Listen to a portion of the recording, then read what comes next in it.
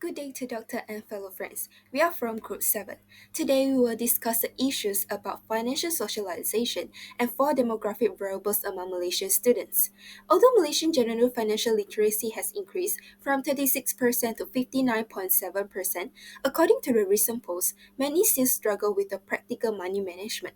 They are facing the challenges such as inconsistent family financial socialization, as there are cultural taboos and lack of knowledge that can hinder the financial discussion, economic pressure with the rising living costs, student loans, and limited financial support complicate financial decision making, poor financial management, and saving habits. So they need to know the importance of financial literacy, such as being informed the decision about spending, saving, investing, and borrowing, enhance the long-term planning capabilities by enabling the individual to set their financial goals, create the investment portfolios, and manage risks.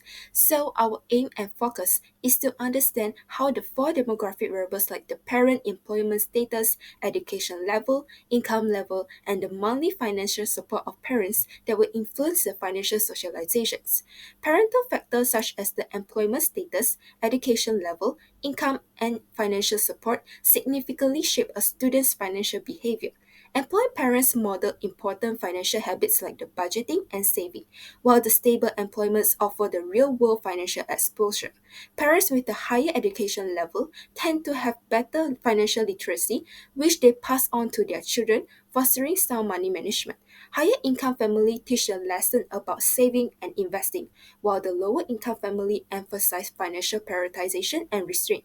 So additionally, monthly financial support from parents provide the students with opportunity to practice financial management, influencing their attitudes toward responsibility, independence, and money. Overall, these factors collectively play a crucial role in shaping how students approach and understand the finances.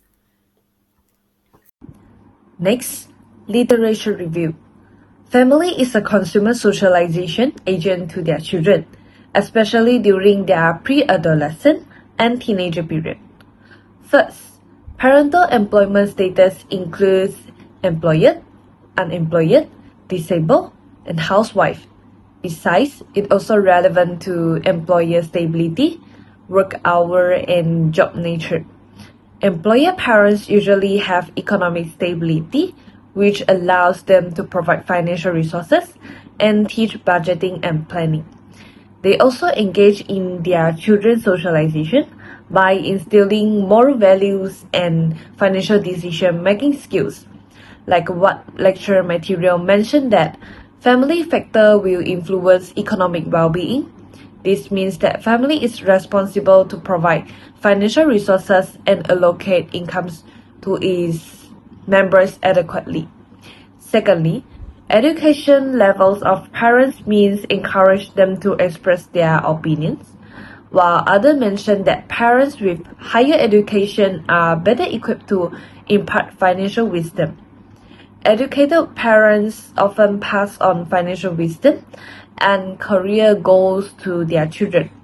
They set higher aspirations and teach essential financial skills like saving and planning, equipping their children to become financially responsible adults.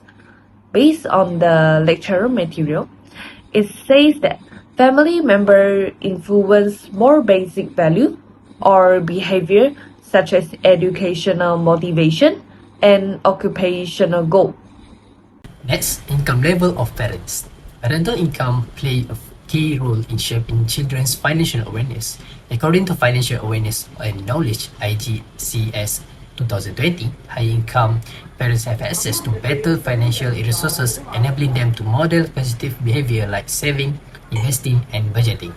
Children from wealthier families often benefit from formal financial education and exposure to advanced financial practices such as investment management. On the other hand, as noted in Financial Literacy and Decision Making (FIMA 2018), children from low-income families may develop financial resilience and resourcefulness as they learn to manage limited resources. In terms of financial management patterns, behavioral patterns in financial management science 2010s highlight that students who manage their allowance well tend to carry these skills into adulthood, demonstrating the lasting impact of parental financial support on long-term financial behavior. Last one, monthly financial support student. Parental support play a vital role in shaping students' financial awareness. As noted in Financial Awareness and Knowledge IJCS 2020, regular financial assistance helps students develop budgeting skills. However, their decision-making abilities depend on the level of independence they are given. All excessive financial support can lead to irresponsibility. Limited support foster financial disciplines. The type of financial assistance also matters. According to Financial Literacy and Decision Making, FEMA 2018, fit allowance encourage better planning and financial awareness, whereas ad hoc transfer may increase dependency. Finally, yearly financial experience influence readiness for financial independence as highlighted in role of yearly life experience. SSRN 2012, students who receive consistent but limited financial support tend to develop greater financial responsibility and long-term saving habits. So now I will presenting about data analysis and result. Here we have 4 data analysis and result based on the demographics. Now let's move with the first part of demographic, which is parents' employment status. We can see in the chart of financial socialization based on the parents' employment status that the chart indicates that parental employment status significantly influence financial socializations.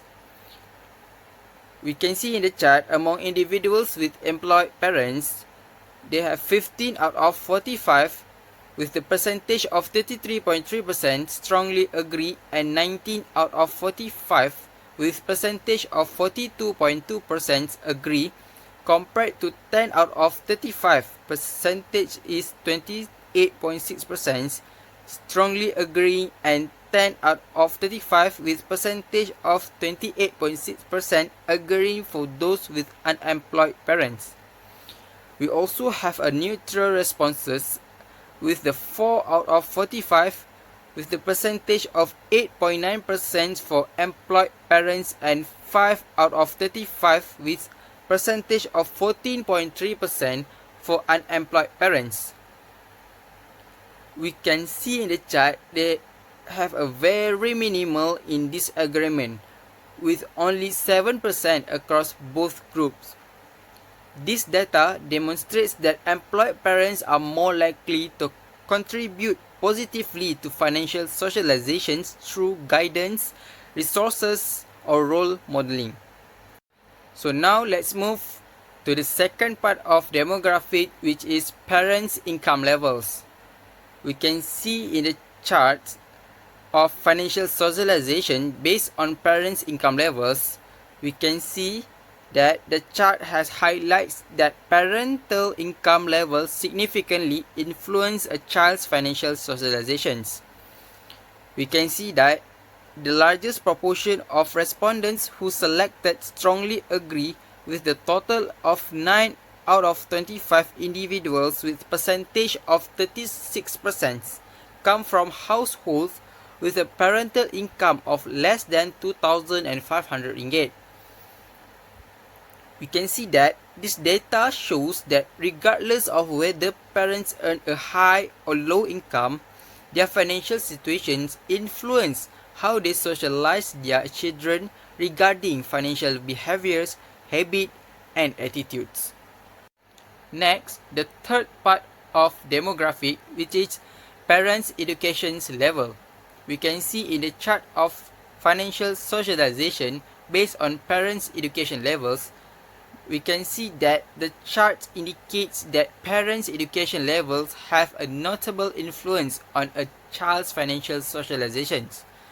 We can see that the majority of respondents who selected strongly agree, totaling with 10 out of 25 individuals with percentage of 40% have fathers with an educational background for a first degree. We also can see that the majority of respondents who selected agree, totaling with 13 out of 30 individuals, percentage with 43.33% come from mothers with an educational background of SPM and equivalent. While the higher education levels correlate with the stronger financial socializations, The data demonstrates that even parents with lower level of educations, such as SPM, can still foster positive financial habits and understanding in their children. And last but not least, the fourth part of demographics, which is the monthly allowance that have received by students. Based on the survey that has been conducted, we can see in the chart that monthly allowance support from parents for students have impacted financial socializations, no matter how much monthly allowance they receive.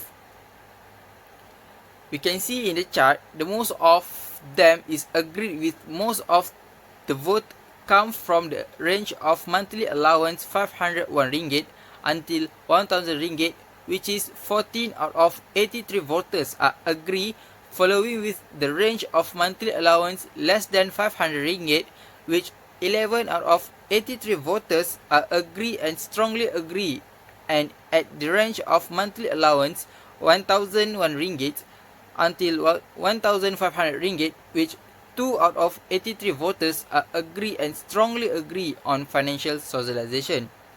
Meanwhile, only 6 out of 83 voters do not agree, which is 3 slightly disagree, 2 disagree, and 1 strongly disagree on financial socializations.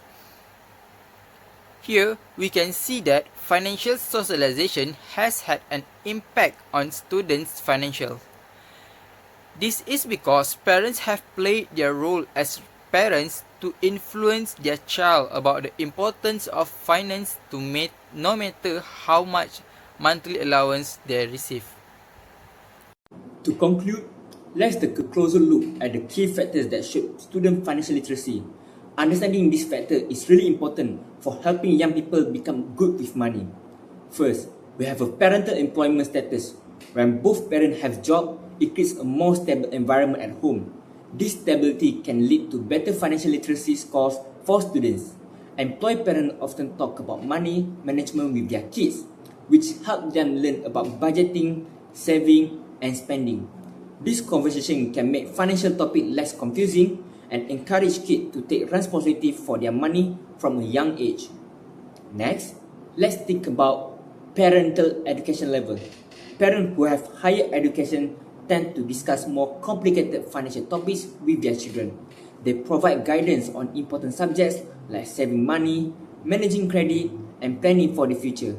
This kind of support gives students a solid foundation to handle their finances well. Educated parents can introduce their kids to various financial tools and concepts, helping them think critically about their financial choices. Another important factor is parental income. In families with high incomes, students often get to use advanced financial tools like investment account and saving plans. This exposure helps them feel secure financially and build their confidence in managing money.